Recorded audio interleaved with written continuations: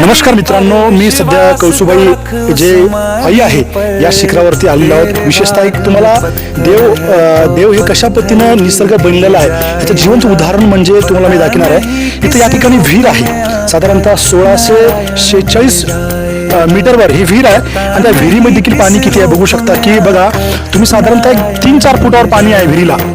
बघता येईल की या ठिकाणी आमचे मित्र दाखवत आहेत की देवाची लीला हे कशा प्रकारे असते ह्याचं जिवंत उदाहरण म्हणजे इथं आहे। म्हणजे 1646 मीटर उंचावर देखील या ठिकाणी विहिरीला पाणी आहे।